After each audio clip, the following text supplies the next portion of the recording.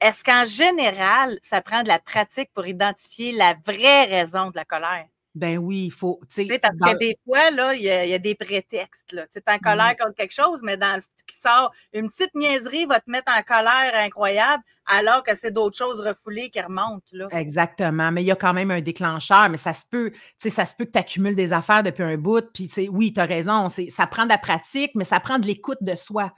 Tu sais, notre petite voix en dedans, là, elle nous donne plein de petits cues sur qui on est, puis mais malheureusement, on la monte au cerveau, puis un coup qu'elle est montée au cerveau, on commence à la négocier, notre petite voix. Ouais, mais tu sais, peut-être que, puis dans le fond, peut-être que, puis tatata. Puis là, on tombe dans, c'est là qu'on alimente la colère, ou on alimente les trucs. Mais si on s'écoute, premièrement, là, avant que la petite voix monte au cerveau, là, ça nous prend 4 secondes. Fait que tu as 4 secondes pour connecter à ta petite voix puis l'entendre. Sinon, trop tard, rendu là. Fait que c'est de la pratique que ça prend pour être à l'écoute de ce qu'on ressent, d'être à l'écoute de notre besoin. Et souvent, c'est en thérapie qu'on va aller le trouver si vraiment on a des blocages, parce que souvent, on ne sait pas c'est quoi nos besoins, on ne connaît pas nos limites. Donc, on n'est pas capable de s'exprimer. Je reviens sur l'affirmation de soi, on va être plus dans le genre à refouler.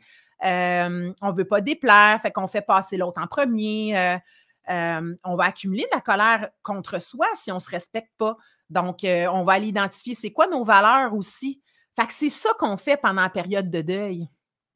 C'est qu'on va aller regarder à froid, sans se geler, les vraies affaires. Et c'est pour ça que les gens vont quitter des fois la décision du deuil. Parce que quand ils voient des vraies affaires, ça les atteint tellement qu'ils retournent. Oui, tout à fait.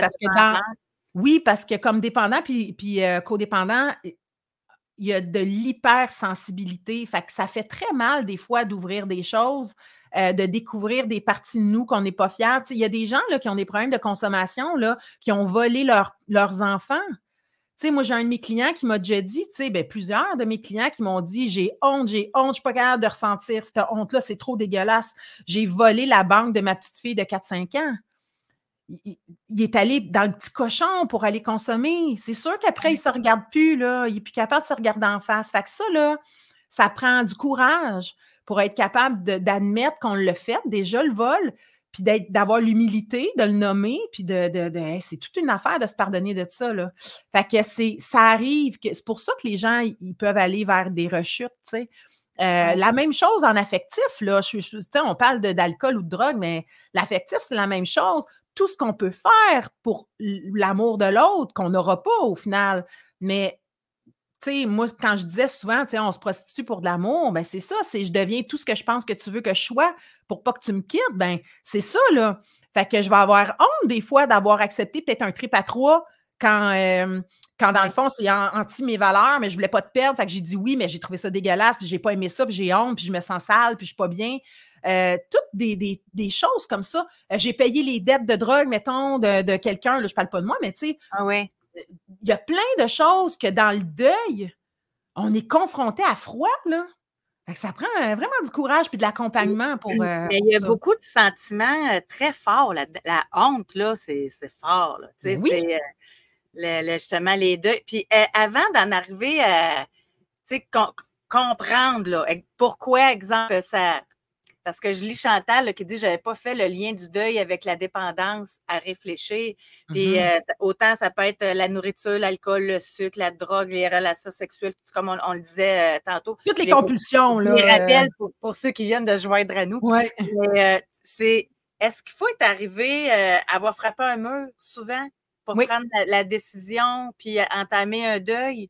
T'sais, tant qu'on n'a pas plus de négatif que de positif, là, c'est-tu là, à un moment donné, que... Oui, ben en fait, chacun... Oui, tout à fait. Chaque personne a son Waterloo, comme on dit, là, tu sais. Chaque personne va pogner son mur.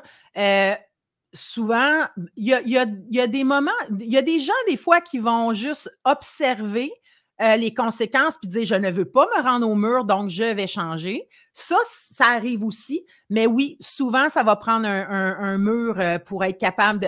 tu sais, c'est pour ça que je parle des avantages.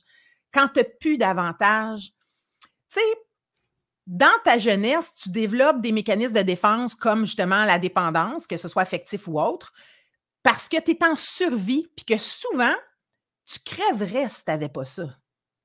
Faut que tu t'accroches à quelque chose, sinon tu vas mourir. Tu es insécure, tu es un enfant, tu n'es pas bien, tu n'es pas en sécurité. Parfois, il y a de la négligence, des fois, parentale, peu importe. Ouais. Fait qu'on va développer des mécanismes de survie parce qu'on est en danger. Quand on demande de l'aide, c'est parce que souvent, pas mal tout le temps, on n'a plus d'avantage à être en survie parce qu'on n'est plus en danger, mais on continue d'avoir notre ego qui nous dit « Tu peux pas vivre ça, là, ça va faire bien trop mal, là, puis défends-toi. » Comme si il t'envoie des signaux de danger encore, mais tu n'es plus en danger. Fait que là, ça se revire contre toi. Là, ta survie, c'est de la destruction. Fait que là, c'est là qu'à un moment donné, tu fais comme, OK, là, je suis plus bien, là. Là, ça ne m'apporte plus rien. Là, j'ai pas de plaisir. Là, ma santé est en train de décliner. Ma femme, mon chum me parle plus. Mes enfants ont coupé les ponts. J'ai développé une cirrhose du foie, peu importe, là, tu sais. Ah ouais. Là, j'ai plus d'avantage à continuer. Mais à l'époque, oui, parce que j'étais vraiment en danger émotionnellement, tu sais. Fait que c'est souvent là où est-ce qu'on va dire, c'est assez. Ça ne m'apporte plus rien, puis ça me détruit. Là, il va y avoir une décision qui va se prendre. Mais il y a quand même des petites résistances pareilles, justement comme la notion de plaisir que tu nommais tantôt. Là. Oui. Mais tu sais, j'aime ça quand même. Je dis, ah oui, t'aimes ça? OK, nomme-moi ce qui est le fun aujourd'hui. Puis pourquoi tu me consultes si c'est le fun? Ouais, c'est peut-être pas le fun, dans le fond. Ouais, non, c'est ça. On va aller regarder c'est quoi le vrai fun. Puis on va aller regarder que ce que tu appelles le plaisir, c'est de l'engourdissement puis de l'allègement, mais c'est tout illusoire, tu sais. Fait que c'est ça qu'on va décortiquer, mais il y a les petits oui mais qu'il faut aller... Ouais, c'est ça.